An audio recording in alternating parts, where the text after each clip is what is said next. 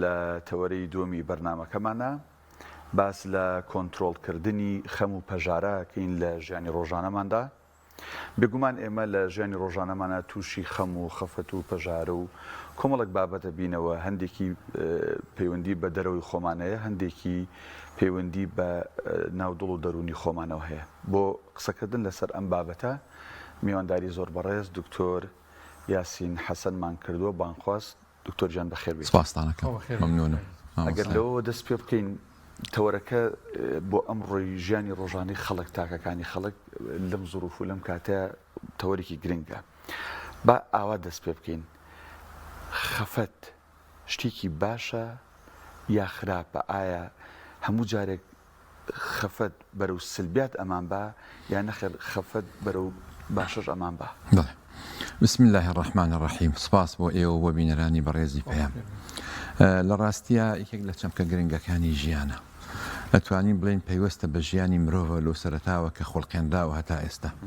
ئەسەرێک هەیە تەبعاً ڕیوایەت کراوە، قسەیەکە ئەکرێک خوای گەورە کاتێک کە سەرەتا مرۆڤی خۆڵقاندووە لە قوڕ خۆڵقاندوێتی تەماسکی نەکردووە،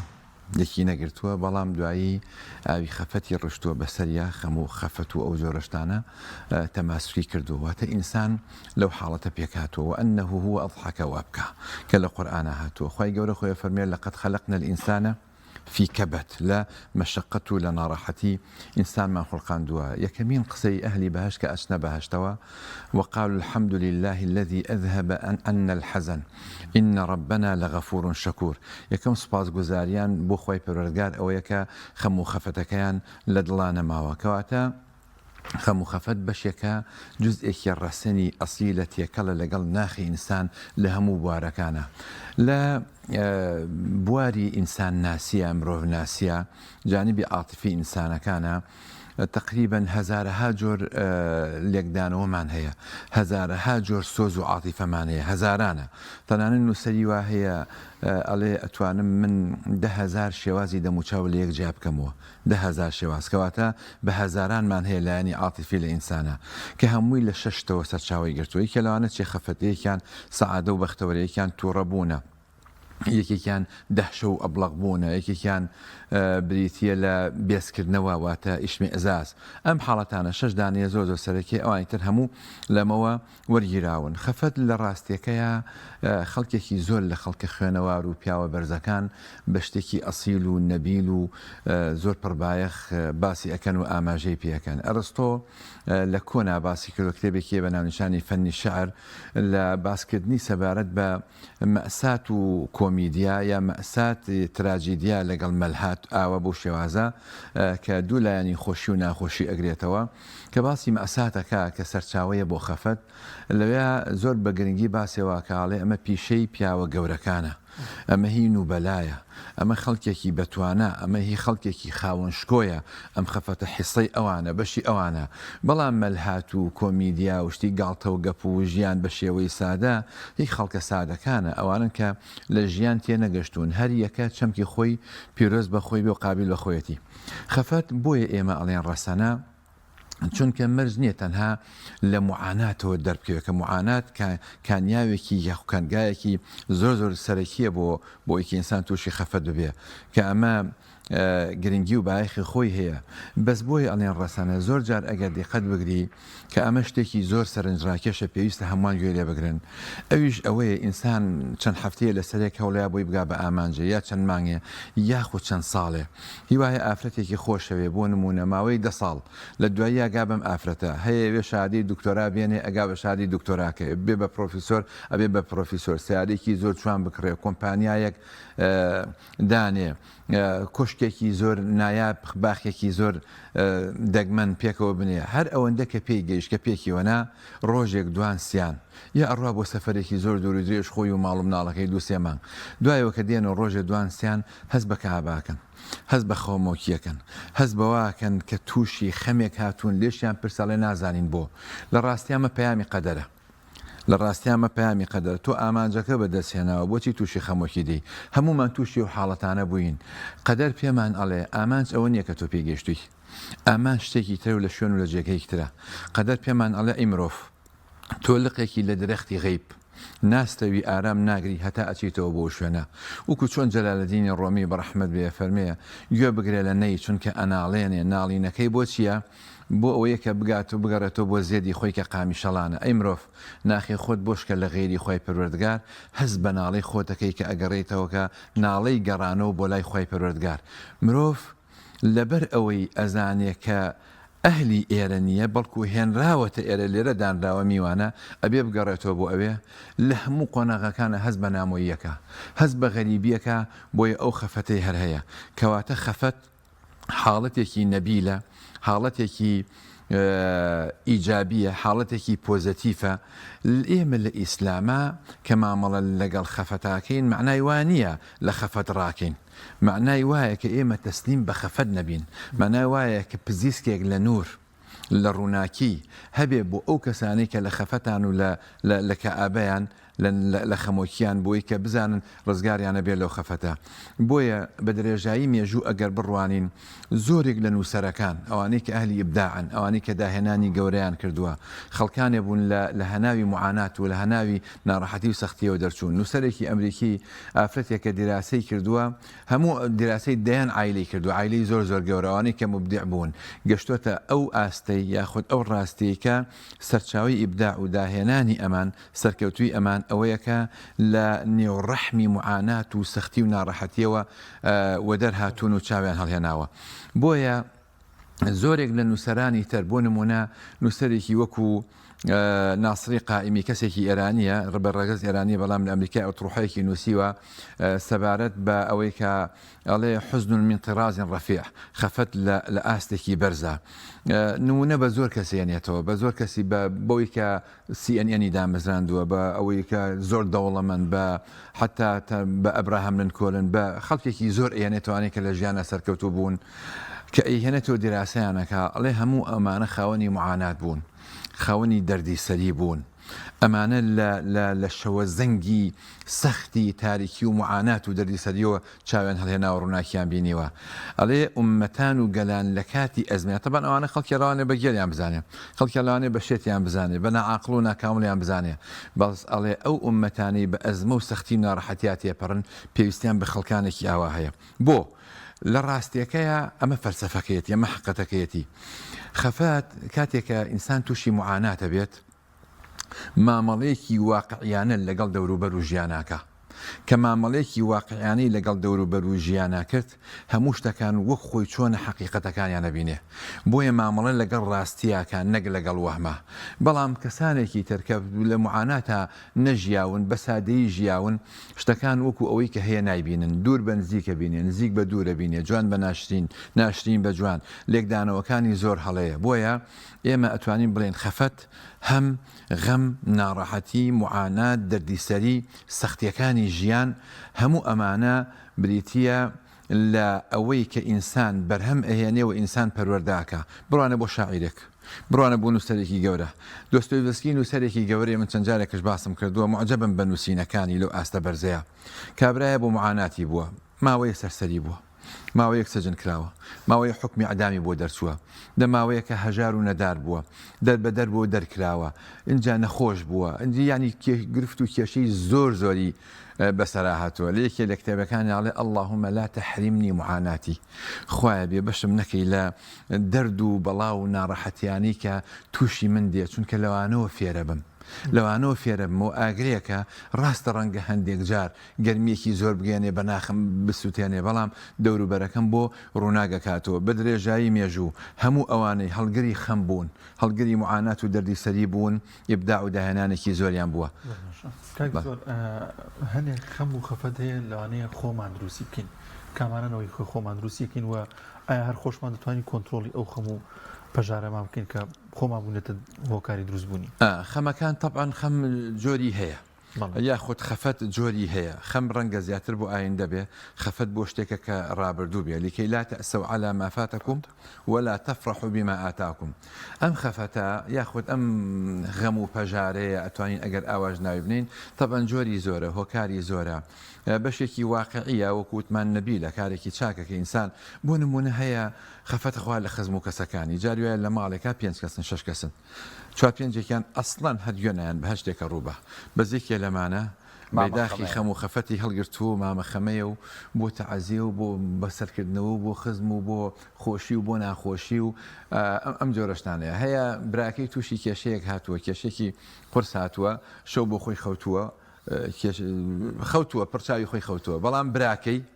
بەڵام براکەی ئەو خەوتووە کە خاوەنی کێشەیە بەس براکەی چەند شەو لەسەر یەک نەخەوتووە بۆ هەڵگەری خەم بووە لە پێناوی ئەوەی کە بتوانێت ئەو کێشەی بۆ چارەسەرکە إن لله رجالا خلقهم لمنافع العباد خی گەورە پیاوگەلێکی خۆڵقاندووە بۆ ئەوەی کە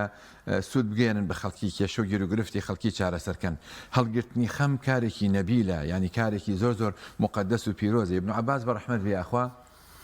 لە وتەیەکە ئەفەرمێت چوار کەس من ناتوانم پاداشتیان بنەوە یەکێ پاداشتیان بەمەوە یەکێکیان ئەوەی کە لە پێشە سەلام لێکە یەکێکە ئەسمە مەدیز مەجالم بۆ کاتەوە یەکێک لەوانە ئەوەیە کە بۆ نمونە کێشەیەکم هەیە کە تەپ و تۆزاوی ئەبێ ئەڕوا بۆیە و کێشەیە بۆ من چارەسەرکە ئەمما چوار هەمیان ئەڵێ هەر ناتوانم پاداشی بەمەوە کێیە ئەڵێ رجل نزلت به حاجة فبات ليلته يفكر في من يقصد فذكرني فأنزلها بي گرفتێکی بۆ دروستە بێ کەسێک شەو خەو لە چاوەکانی ئەتۆرێ نازانێت چی بکە لەو کاتاڵێ من دێم بە بیریا سوێنێ دێ بۆ لای مناڵی کێشێن بۆ چارەسەرکەڵێ ناتوانم پاداشتی ئەمە هەر بەمەوە هەڵگرتنی خەم نوبلە شکۆیە پیاوەتیە مەردایەتیە ئەمەیان کارێکی زۆر مقدس و پیرۆزە هەندێک خەم هەیە دەرەنجامی هەندێشتی دولەڕی جەنابتان و بیدەران پرۆپوچە یعنی کابرا سیارەکەی دامێکی کردووە کێشێکی زۆر گەورە دروستەکە کابرا مناڵەکەی شەڕێکی کردووە یاخود زەرێک ئەکا یا لە تاقیکردنەوەیەکە دەرنەچووە یا ئەمەش ئەگەر هەندێکی ئەگەر بتوانێت ئیسtisماری بکە لەوانەیە بتوانێت بەرهێنانی تیا بکات و بە بارێکی ئیجابیە بیگۆڕێ زۆر گرنگە ئینسان لە خەفەت ئیسtisمار بکە زۆر گرنگە ئینسان لە اختلاف و ناکۆکی بەرهەمێکی ئیجابی بەدەستخە لە خەفەتش بە هەمان شێوە کەواتە دکتۆر ئەو قسەیە بەو شێوازە ڕەهایی ڕاز نییە کەوترێ خەم و خەفەت و پەژارە دایکی هەموو نەخۆشیەکانە نەخێر جاری وا هەیە ئێمە دووشتمان هەیە خەفەت سەرێکێشێ بۆ ئیکتئاب ترسش سەرێکێشێ بۆ قەلەقی بۆ نەئارامی لە هەر پزیشکێ بپرسە لە بواری دەرونیا لەم جیهانەیە ئەڵێ ئەو دوانە سەرچاوی نەئارامی دەرونی ئینسانەکانە ئەم دوانەیە کە پێویستە چارەسەر چونکە نازانن مامەڵە بکەن لەگەڵ خەفەتە ئەم خەفەتە ئەبێ تۆ کە زەرەر ئەەکەی ئەبێ چۆن ئێستا ئێمە لە ئیسلاماڵێن مردن پاڵنەرێکی بەهێزە بۆ ئەوی خۆمان لە ژیانە ماندوو بکەین و داهێنان بکەین و بنیاد بنێن و زەوی ئاوادان بکەینەوە ئەمە مردن دافعێکی زۆر بەهێزە خەفەتش ئەبێ ئەو دافع زۆر بەهێزە بێ کەسێک کە دەرناچێت لە تاقیکردنەوەیەکە کە ئەبێ باشە بە خەفەت خوا بەس ئەبێ نەوەستێ لە ئیسلامە ئێمە مامەڵە لەگەڵ خەفەت هاخین لە ڕاستیە خۆی نابێت لە خەفەت هەڵبی ئەبێ معایشەی بکەی لەگەڵ یا بژی وەکو چۆن خواناسێک ئەفەرمێ لە ئازار هەڵمەیە بمێنەرەوە لە ناو ئازارە هەتا شیفا بووە لەگەڵ ئازارەکەی ڕادی نابێ ئینسان لە ئازار هەڵبێ لە خەفەتەکەش هەڵمەیە بتوانە چارەسەریکە خەمێکە هەیە خەفەتێکە هەیە بتوانە چارەسەریکە لە ئاینی پیرۆزی ئیسلامە ئێمە کە مامەڵەی لەگەڵاکەین ئەم مامەڵەکەمان وایە ئەڵێن تەسلیم بە خەفەت مەبە ئەگینا خەفەت حتمەن شتێکار هەیە لە فناداها من تحتها أن لا تخافي ولا تحزني کە بە سەیدنا مەریەم ئەفەرمێ خوای پەروەردگار خەفەت مەخۆ لە چی خەفەت مەخۆ لەوەی کە خەڵکی تۆمەتبار دەکەن بەشتی ناشیا و ناپەسەند خەفەت مەخۆ تۆ خوای پەروەردگارە لەگەڵایە بۆیە خوای پەروەردگار لە قورئانە فەرمێ ئەلا ئین ئەولیاء الله لا خوف عليهم ولا هم يحزنون خەم و خەفەتیان نییە بێگومان لا خوف و حەزەنەکەیە کە باسم کرد دەرەنجامی ئەمانە ئیکتئابە لەگەڵ قەلەقیە خۆ ئینسان خەفەتە خوا بەس یانی تەسلیم مەبە بۆیە بینی کەسێکە لە خواوە نزیکە کەسێکە پەیوەندی بەخوای پەروەردگارەوە بتەوە کەسێکە سەرقاڵە بەخوای پەروەردگارەوە بە شاشەت و ڕووخۆشیە لە دەموچاوی ئەبینی ئەمە معنای وانیە خەمی نییە معنای وانیە خەفەتی نییە خەفەتە خوا بەلایکەمەوە کە کوڕەکەی نوێژ ناکە خەفەتە خوا کە کۆمەڵگەکە بەو شێوازەیە خەفەتە خوا کە ئەو شریعەتە وەکو ئەوەی کە پێویستە جێبەجێ ناکرێت خەفەتە خوا کە خەڵکیەک بەربوونەتە یەکتریە کوژن و کە ڕاوڕوون لەگەڵ یەکتریاکەن و گەندەڵی هەیە و زوڵ مستەمەکرێت و لەمانە خەفەتە خۆن بەڵام تەسلیم نایە بە خەفەتەکە ڕۆژگارێک هەیەکەوە ئەگەڕێتەوە بۆ لای خۆی پەروەردگار هەموو شتەکان یەکلابێتەوە پێغەمبەری خوا صلی الله علیه و سلم پنای گرتو بخوای پروردگار لخفت اللهم إني أعوذ بك من الهم والحزن للرواياتك من غلبة الدين وقهر الرجال خفت إنسان أبي پنای پێ بگرێ لەوەی کە تسليمي ببيه لباب يغمر خاص صلى الله عليه وسلم ما يصيب المؤمنة من هم ولا غم من هم و من وصب من هم ولا غم لدوائيك أفرمي إلا كفر ولا حتى الشوكة يشاكها إلا كفر الله به سيئاته هر مصيبتك توشي إنسان دي ما يخم خفت أوانية أبيت هوكاري كفارات بوي إما لخفت وأروانين كبإيجابي سيدي بكين أبيت ما كفارتي قناها كان من خفت هوكاري كبو بهيزبوني شانا كان من والصبر قرتن لسر خمو خفتش تيا عبادته الصبر قرتن لسر خمو خفت عبادته أو الصبر القرآني كخوي پروردگار باسيكا ولربك فاصبر يعني انتظر چاوەڕوانی ئەوە بکەین کە هەوڵ بین ئەو خەموو خەفەتەمان لەسەر نەمێنێت زۆر باشە کاک دکتۆر یەکی لەو خەموو خەفەتانی لەوانێ لە ژیانماندا تووشی بین لە دەستدانی کەسێکی ئازیزمانە گرنگە چۆن مامەڵە لەگەڵ ئەمەدا بکەین تا چەند گرنگە سەبرمان هەبێت لەگەڵ ئەم خەموو خەفەتەیە کە ڕوومان تێدەکات سەبر لە قورئانە بە سێمانە هاتووە یەکێکیان بە معنای چاوەڕوانیە وەلرەبیکە فەصبر یەکێکیان بە معنای بەردەوامبوونە مداومة واصبر نفسك مع الذين يدعون ربهم بالغداة والعشي يريدون وجه لسورة كهف هاتووە یەکیان بە معنای ئارامگریم ئارامگری کە خۆمان ئێزانین و ئاشناین پێ کەواتە سەبر لە قورئانە بریتێ لە چی ئارامگرتن بەردەوامبوون لەسەر ئارامگری و چاوەڕوانی فەرج یعنی چاوەڕوانی ئەوە بی کە خوا ئەم کێشەیە لێ دوورخاتەوە هەمیشە سەبرش بەخێر هاتووە الصبر لا يأتي إلا بخير أجر بروانين بيغمبري خواه صلى الله عليه وسلم لا حديث صحيحة فرمية إيمان شطرانة دو بشي كان صبر بشي كان شكر بشي كان صبر لسر مكاري بشي كان صبر شكر لسر نعمتكاني خوي پروردگار نعمتكاني خوي پروردگار أجر خوي جورا القرآن فرمي ونبلوكم بالشر والخير فتنة بخير وشر إما تاقيتانا كينوا بخير وشر كواتا جيان بريتيا التي تانو بوي جيان بريتيا لخير وشر تانو بوي جيان بريتيا لسبي ورش لجواني وناشرين لبرزي ونزمي لبون ونبون أما أقدش كواتا مروف شبكية تورك لأقداري خوي پروردگار زور باشا دكتور بو شوي إنسان مامري لقلابك عفوم كيك دقة بو أو كساني كسيك لدسايا بيويستي با صبر أو جور صبر قرآنية یەک چیرۆکێکی بچووک هەیە ئەگەربی گەرمەوە دکتۆر یەحیا ڕەخاوی هەیە دکتۆرێکی عالمێکی نەفسی زۆر گەورەیە ئەگەرێتەوە لە جارێکیان دانیشتبووم لە عەیادەکەی خۆمە جوتیارێکی میسری هاوبۆلام کە هاوبۆلام دەستی کرد بە قسەکردن تۆزێ بێتاقەتی پێوە دیار بوو وتم فەرموو کێشەکەی چی وتی کوڕەکەم لە دەست داوە وتم ئەی چەند کوڕێ هەیە وتی وڵات تەنها ئەو کوڕم هەیە وتی زۆر داما و هاتە پێچاوم جوتیارێکە تەنها باڵە وەسعەکەیم کە دیراسە کرد وتی زۆر بۆی بێتاقەت بووم زۆر بێتاقەت بووم خەری بوو دەستگا بە گریان وتی دەستی کرد بە دڵنەوایی وتیەوە چیەکەی جەنابی دکتۆر ئەوە دیعای خوا نییە ئەسپەردەی خوای پەروەردگار نییە خوای ئەسپەردەی خۆی بۆ خوای پەروەردگار ناردێتەوە وتی وانەیەکی زۆر گەورەی سەبر لە جوتیارێکی نەخوێنەواری میسرەوە فێر بوو بەڵێ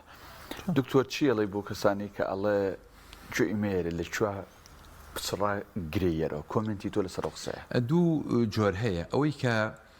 هەندێک کەس بە گاڵتە و سوحبەت ئەواڵەیە چونکە تااقەتی نییە بێبایەخە بێبایەخی هیچ بایەخی پێ نایە ئەوە کەسێکی شکست خواردووە ئەوە هەرگیز سەرکەوتو نابێت لە ژیانیا هەندێکی تر هەیە ئەڵێ گوێی مێرێ یعنی بەردەوام بە لەسەر ڕۆشنەکە ئەو حەبلەکە بچراوە مەوەستە لە مەوەستە بەڵکو بەردەوام بە لەسەر ڕۆشنەکە ئێمە لەگەڵ دووەمیانای کاتێکە حەبلەکە ئەبچرێ ئینسان بەردەوام بێ لەسەر ڕۆشنەکە بەڵکو سوودێکی زۆری لێ ببینێ ئێمە مامۆستانی بەڕێز ئەبێ بزانین کە معانات کانیاوێکە بۆ داهێنان و بۆ ئیبداع و دەستکەوتەکان خەڵکانێک هەن بەداخەوە بەبێ معانات گەشتنەوەتە ئاستێک یا پۆستێکە یا پلەیەکی بەرزەکە پێی گەشتووە یا دەستکەوتێکی داراییە زۆر زۆر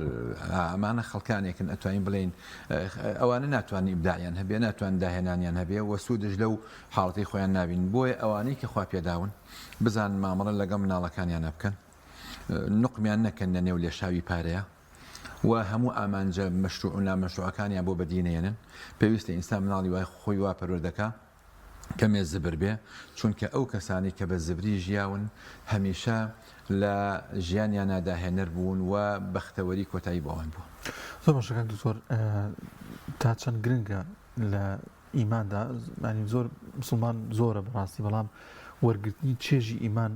لە ناخماندا تا چەند دەبێتە مایەوەی کە هەموو خەفەتەکان ینی بۆ شازە نەبێت ینی وابی بکەنەوە کە خۆی باڵا دەست بۆی نردین و ئاسایە بێتەوە لە لامان. بابەتێک هەیە ئێمە لە شریعەتی ئیسلامیە بابەتی ابتیلا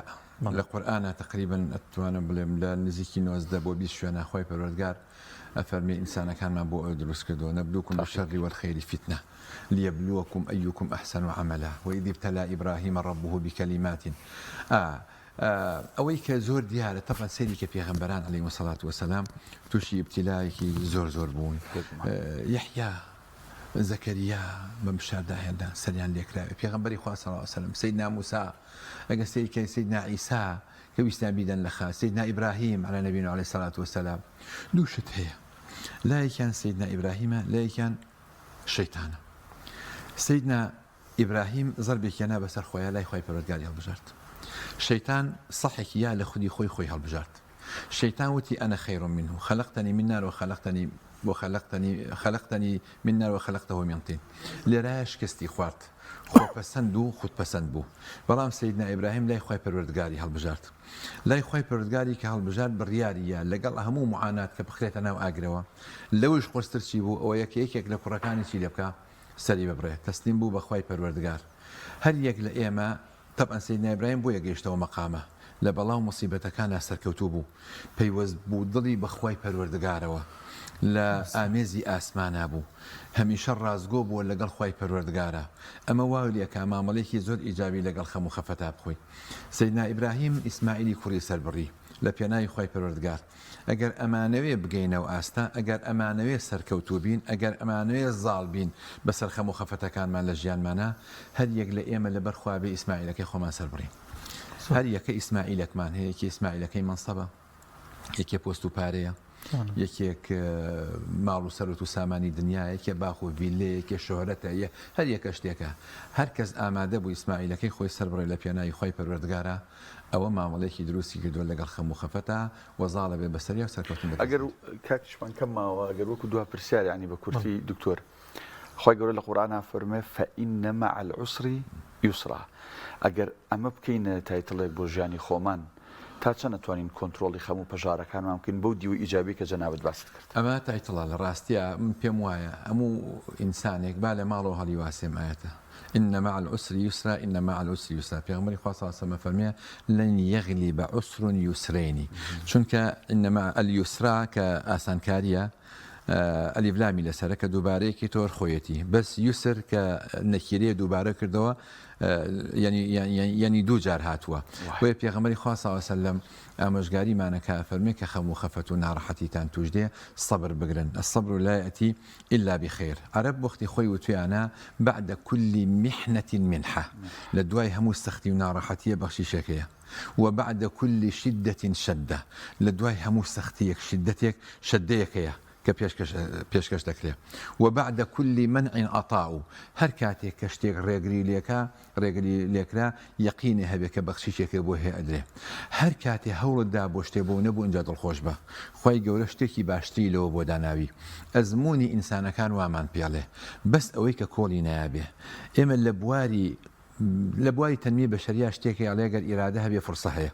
إرادة ناخي خوته فرصة لدروية للشريعة الإسلامية أهل پروردگار روحي إما علين أجر استعدادها بيا لناخي إنساناي إمدادها كالأخوي پروردگاروية بو يقينه إنسان ما ملبك ضلنيا بيا لوي كاتيا كخمو خفتيا كبويا كاتيا برتشولان بريا كبويا كاتيا شكستيا كبويا موستا بردوان بلا روشتن يقينا خوي پروردگار لو باشتري بو داناويت كخوات بيستوتا دەستەکان خۆش زۆر سپاس دەکەین بەڕێز دکتۆر یاسین سەرکەوتوو خۆش خێر سپاس سپاس بۆ ئامادەبوونت